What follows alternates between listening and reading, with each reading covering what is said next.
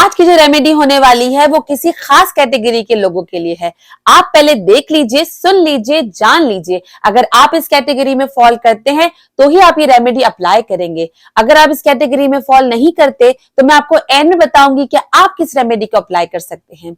आज की जो बढ़िया सी वीडियो मैं आपके लिए लेकर आई हूं वो उन लोगों के लिए है जिनको हेयर थिनिंग का प्रॉब्लम है। अगर आप चाहते हैं अपने बालों को थिकर अपीयरेंस देना यानी मोटा बनाना, तो आप आज की रेसिपी को अपने ऊपर अप्लाई करेंगे।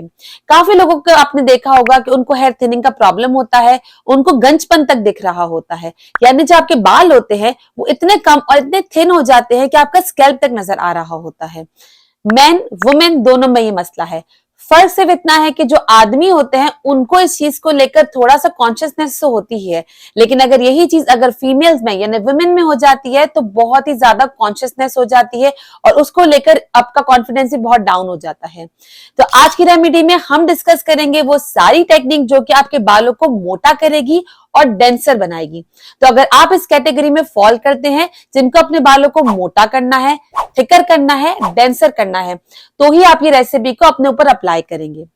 अच्छा, अब हम यहाँ पे बात करेंगे टोटल 3 हिस्सों में, 3 सेक्शंस में। पहले सेक्शन में हम बात करेंगे कि इसको कैसे बनाना है।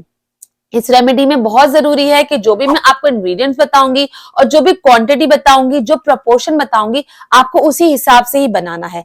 That's why it's very important कि आप ये बात जान लें कि किस तरीके से इसको प्रॉपर बनाने का तरीका क्या है। अगर आप इसे स्किप करते हुए जाएंगे, आई एम श्योर कि आपका इसका प्रोपोर्शन ऊपर नीचे हो जाएगा और फिर इस रेमेडी का वो फायदा नहीं होगा। And then you will come in the comment and then you will complain. तो उसका कोई फायदा नहीं है, राइट? आप पहले इस रेमेडी को पूरा देख लीजिए, समझ लीजिए। 10 मिनट से ज्यादा इसमें टाइम नहीं लगेगा। आप इसको 10 मिनट लगा के देख लीजिए। बनाने में तकरीबन 10 से 15 मिनट लगेंगे and then you are good to go. जो पहला स्टेप था वो हमारा बनाने का था कि इसे किस तरीके से बनाना है, किन इंग्रेडिएंट से बनाना है। स्टेप नंबर 2 में मैं आपको बताऊंगी इसके एप्लीकेशन का तरीका। एप्लीकेशन के तरीके में हम डिस्कस करेंगे कि इसे किस तरीके से अप्लाई करना है, स्कैल्प पे, हेयर लेंथ पे, कहां अप्लाई करना है, कहां अप्लाई नहीं करना, कब कब अप्लाई करना है, क्या इसको लगाने के बाद हमें इसे वॉश करना है कि नहीं करना, करना है तो कितने टाइम बाद करना है और इसको स्टोर कैसे करना है।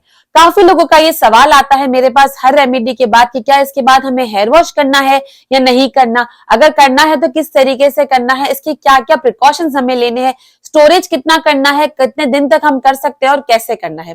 सारे प्रॉब्लम्स का सोल्यूशन मैं आज आपको इस वीडियो में एक ही साथ दे देने वाली हूँ। स्टेप 3 में मैं आपको बताऊंगी कुछ ऐसी सपोर्टिव रेमेडीज और सपोर्टिव ट्रीटमेंट जो कि इस रेमेडी को डबल पोटेंट बनाएगा। ये बात आप अब तक जान गए होंगे कि जितनी भी रेमेडीज आपने आज तक सुनी होगी उसमें से कोई भी 100% गारंटीड नहीं होती, लेकिन हाँ, उसे हम डबल इफेक्टिव बना सकते हैं, डबल उसकी पोटेंसी बढ़ा सकते हैं। तो आज मैं आपको कुछ ऐसी उसकी सपोर्टिव रेमेडीज बताऊंगी जो कि आप उसके साथ करेंगे तो आपको इसकी रेमेडी का बहुत फायदा मिलेगा। तो without wasting any time, let's dive into the recipe. इस रेमेडी के लिए सबसे पहले हमें चाहिए होगा लाल अनियन यानी रेड अनियन। रेड अनियन अगर इस साइज का है तो आपको एक ही इनफ होगा, अगर छोटे हैं तो आप 1.5 ले लीजिएगा और अगर इससे बड़ा है तो आप आधे से पौना ले लीजिएगा। इस प्याज को खुले पानी में अच्छे तरीके से वॉश करेंगे और हम इस रेमेडी में इसे एक दफा नहीं बल्कि 2 से 3 दफा आगे चल के वॉश करेंगे।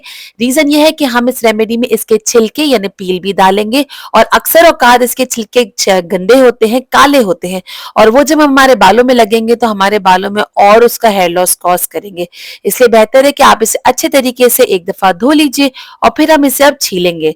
छीलते वक्त ये कोशिश कीजिएगा कि जो इसके ऊपर का हिस्सा है वो हम इस्तेमाल नहीं करेंगे, बाकी की पील हम इस्तेमाल कर सकते हैं। आप देख सकते हैं मैंने इसका एक लेयर उतारी है और अंदर से ये काला काला निकल आया है। इसका मतलब यह है कि इसे छीलने के बाद हम दोबारा से वॉश करेंगे। इसमें बिल्कुल भी ये डर्ट का एलिमेंट नहीं चाहिए।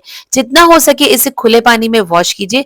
अगर आप कोई ऐसे इंसान है जो कि इससे सेटिस्फाइड नहीं है और आप इसका पील यानी छिलका इस्तेमाल नहीं करना चाहते, सो दैट्स टोटली फाइन। आप खाली प्याज भी इस्तेमाल कर सकते हैं। आपको सिर्फ ये मेक श्योर करना है कि आप इसे अच्छे से वॉश कर लें।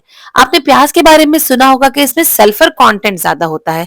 आज मैं आपको बताती हूँ कि प्याज यानी लाल प्याज हो या लाल प्याज ना हो, दोनों में सल्फर कंटेंट तो होता ही है, लेकिन लाल प्याज में होता है क्वर्सेटीन और ये क्वर्सेटीन है जो कि आपके फ्री रेडिकल्स को डैमेज कर देता है और ये फ्री रेडिकल्स आपके बालों के लिए बहुत ही खतरनाक होते हैं।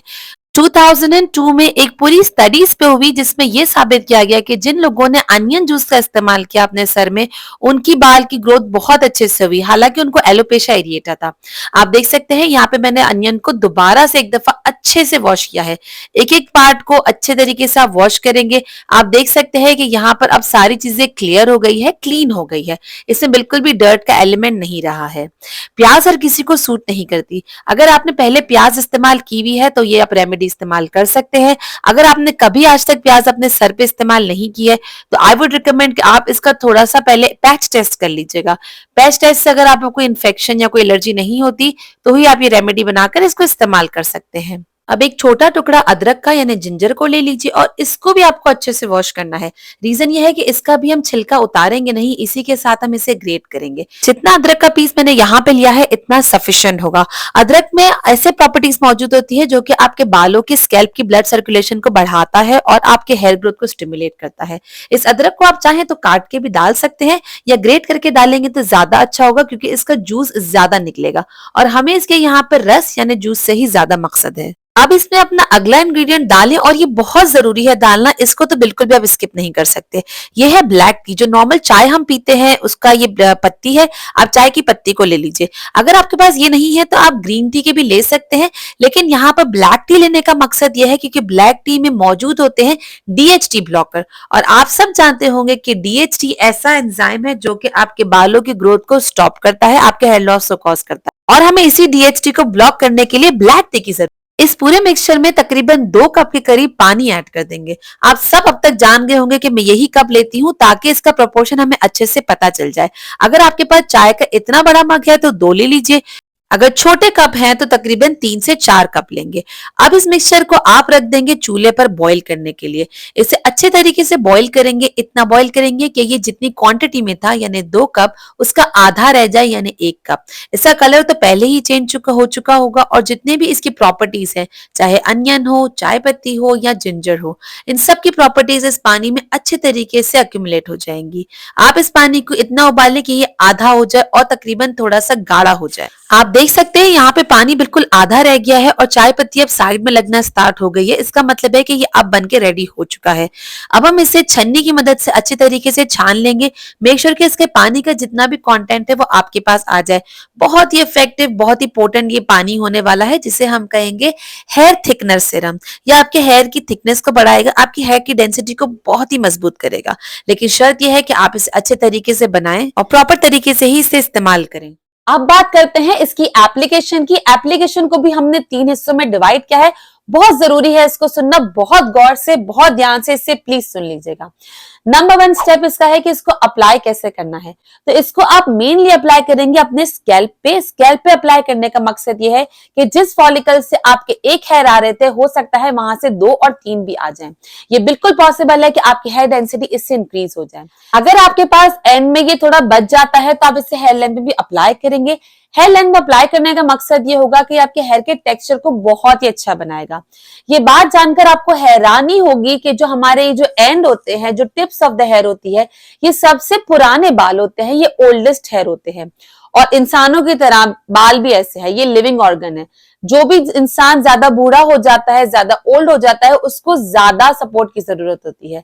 सिमिलरली जो हमारे ये बाल टिप्स पे होते हैं, ये सबसे पहले उगे हुए होते हैं और ये अब तक होते हैं, ये सबसे ओल्ड हेयर होते हैं, इनको भी सबसे ज्यादा नरिशमेंट की जरूरत है। तो आपको 2 जगह तो इस सीरम को बिल्कुल अप्लाई करना ही करना है। 1 is your scalp, 1 is your hair tip. इन दोनों जगह पे एप्लीकेशन इसकी 100% मैंडेटरी है। अगर आप बीच में भी लगाना चाहें हेयर लेंथ पे तो आप लगा सकते हैं, ये इसके टेक्सचर को बहुत ही बढ़िया बनाने में मदद करेगा। सेकंड जो पार्ट हमने इसका डिवाइड किया था वो ये था कि इसको स्टोर किस तरीके से करना है। तो इसको स्टोरेज के लिए आपको इसको फ्रिज में रखना है।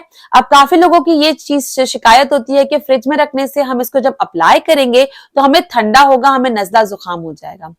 तो आप इसको एप्लीकेशन से पहले 10 से 15 मिनट फ्रिज से निकाल के रख लेंगे and then you can apply on your hair. काफी एरियाज जो होते हैं, ज्योग्राफिकल एरियाज, वो ठंडे होते हैं, वो काफी लोग इस चीज को अपने रूम टेम्परेचर पर भी स्टोर कर सकते हैं। अगर आप कनाडा में रहते हैं, अमेरिका में रहते हैं या कहीं भी किसी ठंडे इलाके में रहते हैं, you can store it at your room temperature, या आप इसे फ्रिज में स्टोर कर लें। एप्लीकेशन से 10 से 15 मिनट पहले निकाल के रूम टेम्परेचर पे रख लें और फिर इसे अप्लाई कर लीजिएगा। हर दफा एप्लीकेशन से पहले आप इसका कलर चेक करेंगे और इसे सूंघ के देखेंगे। अगर आपको कोई भी डाउट होता है, अगर आपको कोई भी शक होता है, तो आप इसे मत यूज करिएगा। अच्छा, थर्ड स्टेप हमने जिसका डिवाइड किया था वो ये था कि क्या इसको अप्लाई करने के बाद हमें हेयर वॉश करना है कि नहीं करना है। तो आप इसको अप्लाई करने के बाद तकरीबन 2 घंटे के बाद आप हेयर वॉश कर लेंगे। जिस दिन भी आपका हेयर वॉश डे है, आप उसको हेयर वॉश करने से 2 घंटे पहले लगा लीजिए। ज्यादा टाइम नहीं है तो at least you have to give it 1 hour. 1 घंटा इसको जरूर दीजिए। कोशिश करके अगर 2 घंटे होते हैं तो दैट्स अमेजिंगली गुड। आप इसको लगाइए अपने बालों में, स्कैल्प पे, टिप्स पे और सेंटर की पूरे हेयर लेंथ पे भी, और फिर आप अपने बालों को वॉश कर लीजिए तकरीबन 1 से 2 घंटे के बाद।